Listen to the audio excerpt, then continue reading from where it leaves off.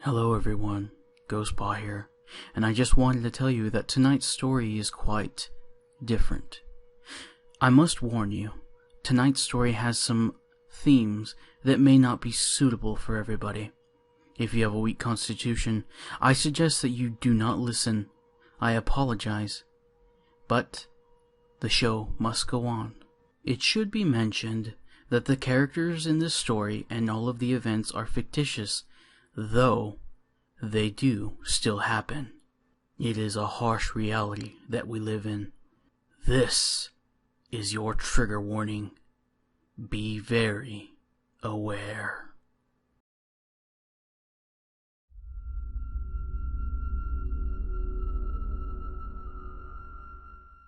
My name is Sarah Palmer. I'm 26 years old, and I live with my best friend Malik. I'm not a big fan of people, so I live in a small, one-bedroom cabin deep in the woods. I don't have friends. I don't talk to my mother, but I do just fine. I would like to tell you my story, though. I figure someone should hear it. When I was very young, maybe 3 or so, my parents didn't have much time for me. My mother worked more than full-time at her job in a small dollar store, and my dad was always very busy, either on his short employment at this restaurant or drinking. It depended on the week. While I made friends easily at that age when I was at home, being an only child, I had no one to play with. It was around that age that I made up, or maybe met Malik. I'm not sure which is the most appropriate term here. It was one afternoon, exploring our backyard and wishing for someone to play with, that he appeared. I was wandering around our backyard, bored with my stuffed animals and Hot Wheel cars, when I heard a soft voice trying to get my attention. Hey, over here. Curiously, and of course not knowing much better, I wandered toward my small playhouse, where I often hid out to play by myself, when my parents got a bit too loud with their discussions, as they called them. So over I went to find out who the voice belonged to, since I knew even at 3, no one had climbed our 8-foot-tall wooden fence, and it definitely didn't sound like my mother. I opened the door and peered in slowly, curious and maybe just a little bit afraid of what might be there. Come in and close the door. The same soft voice entreated. What else could I do? My curiosity has always been my strongest motivation in life, even back then. I went in and closed the door. My little house was home, built with a single small window on a wall that never actually got direct sunlight. I didn't mind the dimness, though. I felt half blind. As I stood, blinking, trying to wait for my eyes to adjust, I waited. Where had that voice come from? My 8-foot by 10-foot single square room playhouse could not hide much. Don't be afraid, okay? The voice asked, now sounding like a boy not much older than me, maybe 8 or so. Without speaking, I nodded, feeling a little uneasy, but too curious to leave. My eyes finally adjusted, or maybe that was when he appeared, but I saw him in the shadows. The first thing I noticed was his black hair. Then I noticed his eyes were lilac. And I had never seen such a color on any other person, but they were beautiful. His skin was tan, as if he spent most of his life in the sun. He wore what I figured were black pants and a black t-shirt, much like the boys at my daycare would. Everything about him was normal except those eyes. He stood there, just looking at me without an expression, as if he was just waiting for my reaction. Upon a quiet moment of taking him in, I decided I would not in fact be scared. "What's your name?" I asked, tilting my head to the side in my genuine gesture of curiosity. It was then that a small smile lit up upon his face, and he answered, I'm Malik. "Oh, do you want to play?" I asked, happy just to have someone to play with. That night, I introduced Malik to my mom. She seemed confused at first, but then smiled and nodded and went back to cleaning the house before my father got home. That night I asked if Malik could stay over, and she easily said yes. I was up in my bed that night with Malik next to me, talking and giggling quietly, when I heard my mom and dad begin to discuss something. As it always did, it got rather loud, but this was the night I think my life changed forever, though I wouldn't know it for years yet. As the discussion turned into the normal screaming and crying, the loud bang of things being thrown and slammed, I began to shake and cry. I had learned even at this age to let my tears leak out slowly. I did not want Daddy having any reason to come to my room, but this was the first of many nights when Malik looked at me with quiet tears falling to my blankets that he just hugged me. After a long time of the continued discussion, I heard it. The reason for my crying. The loud smack of flesh against flesh. An unmistakable sound. I let out a small cry of pain that I knew my mom must have felt bad. With my face buried in Malik's shirt, trying to drown out the noise. It was then that I heard him whisper, "That is a very bad man. I promise I will never let him hurt you." I didn't respond. I just cried myself to sleep with the comfort of Malik by my side. He hasn't left me alone since. He grew up with me. As I grew, he grew. Always wearing the same clothes. Always just a few years older. At the age of 5 was when I realized there might be something strange about my friend. I had been going to school for a few weeks by this point, but hadn't really made any friends, like many of the other girls. It was one day at recess that I asked a group of girls if Malik and I could play tag with them. "Who's Malik?" The leader of the group asked with a sour face. When I pointed to the boy just a few years older to me that was right next to me, the little girl just gave me a confused face and shook her head. "You're just too weird to play with us," she said snidely. The next day I found another group of kids playing pretend during recess, but I got the same response when I asked if Malik and I could play. Getting called a few names like crazy and weirdo and psycho. I left almost in tears. I guess they just didn't want the older boy to play with them. One last time, on the third day, I asked a group of boys if we could play kickball with them. The boys laughed at me, saying girls couldn't play kickball, and that Malik wasn't near me, so obviously he couldn't play either. When I told them he was right there, they just laughed. After that, I quit asking other children to play. I simply played and talked with Malik. If they couldn't accept my best friend, I wanted no part of them. When I was 13, things had gotten way worse at home. My dad rarely, if ever, held a job, and spent most of his time passed out drunk, drinking or screaming about something. My mother seemed to have given up all hope at this point, of him getting better, or leaving, or anything changing in general. I hadn't seen her smile since I was a child, and I had long learned not to mention Malik to anybody.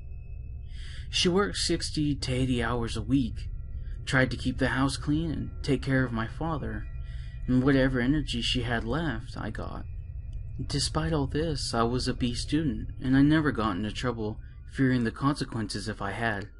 I got into trouble enough for things I hadn't done, or couldn't understand why they were wrong, to want to be in trouble for something I'd actually done. One night, I was upstairs studying for a math test. Malik lay on the bed reading some classic novel or other, as he often did when I was studying. My mother was still at work when I heard the door slam open. It was only 6 p.m., so I was beyond confused why my dad wasn't still at the local bar. Afraid something had gone very wrong, I ran downstairs and into the living room. At the bottom of the stairs, I realized what a grievous mistake I had made as my father stood in the doorway. I came to a dead stop on the last stair as he raised his eyes slowly to me with a look of hatred I have never seen in another human's eyes before. He met my eyes and made a deep-throated sound of animalistic rage. "Where's your goddamn mother?" He slurred, swaying just slightly. "Still at work," I said as neutral as possible, trying not to further incite his rage. That dumb bitch should have dinner ready when I come home. He spat at me. It took every shred of self-control for me not to point out someone had to work to pay for all the bills, but I didn't bother. I can make something if you want, I offered tentatively. I just wanted to keep all that rage from exploding. He gave a derisive laugh. You're too dumb to even make toast. How are you going to cook dinner? Always up in your room, studying. No friends, no boyfriend. You've got a pussy, you should at least be useful for something. It was at this point that, shocked and hurt at the same time, that I said simply, "Fine, starve," and shrugged my shoulders. I turned to go back to my room, but should have known better. What did you say, you filthy cunt? He roared. With that, he came forward, not swaying at all anymore. The murderous rage in his eyes suddenly terrified me, but before I could run up to my room and lock the door, he grabbed my arm. There was no contest of strength, as he flung me the rest of the way, down the stairs and into the wall. At some point, he had shut the door, barring my quick escape. I saw Malik standing on the stairs, and just shook my head. My father, despite the violence and horrible words, had never once hit me. I could handle this, couldn't I? "I'm sorry," I gasped at him.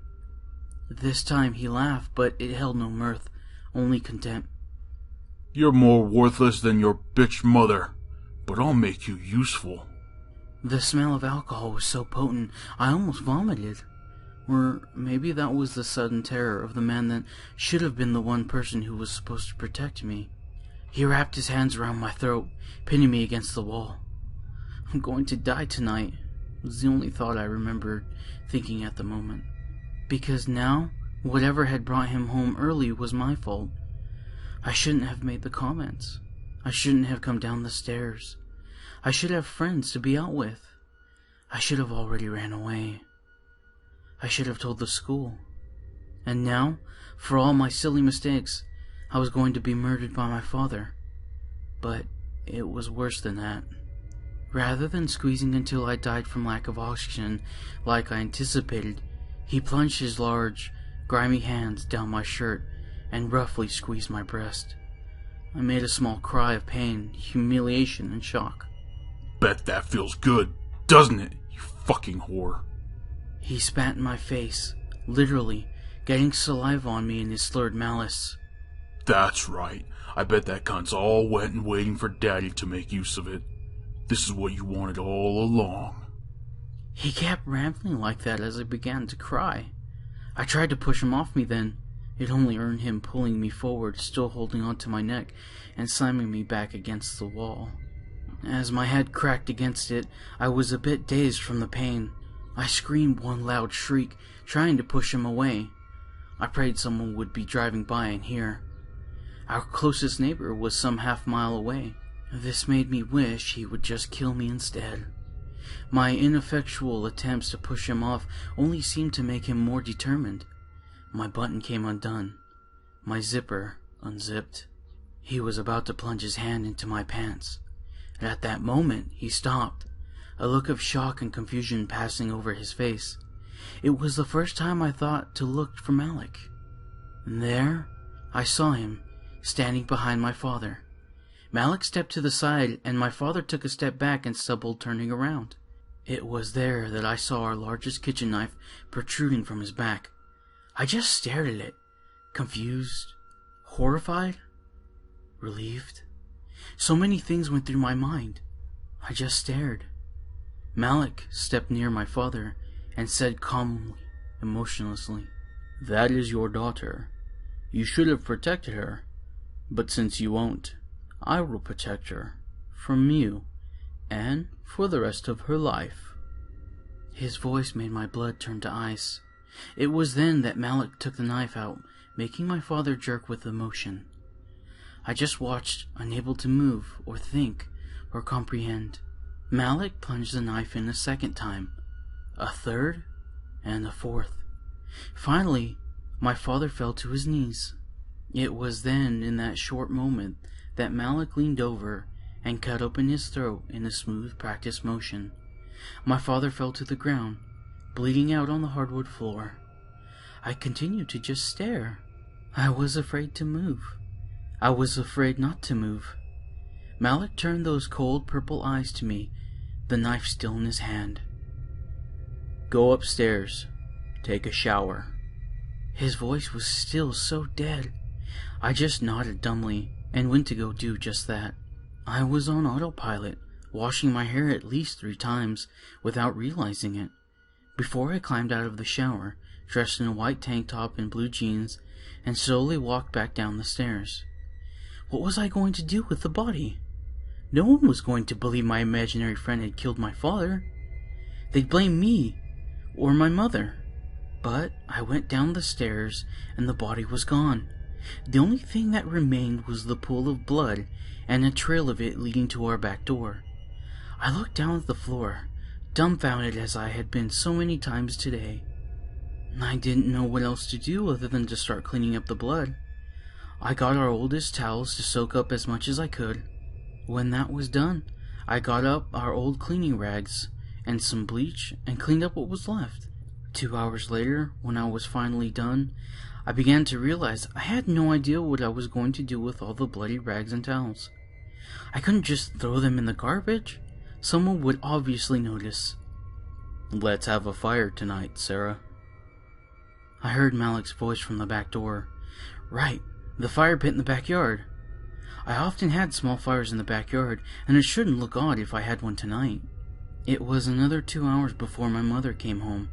She came outside to check on me, as she often did, even at 13. "Sorry, had to work late," she said in a tired, dead voice. "Your father isn't home?" she asked, sounding almost hopeful. It was the only time she seemed to display any emotion anymore. "No," was all I said, and she disappeared back inside.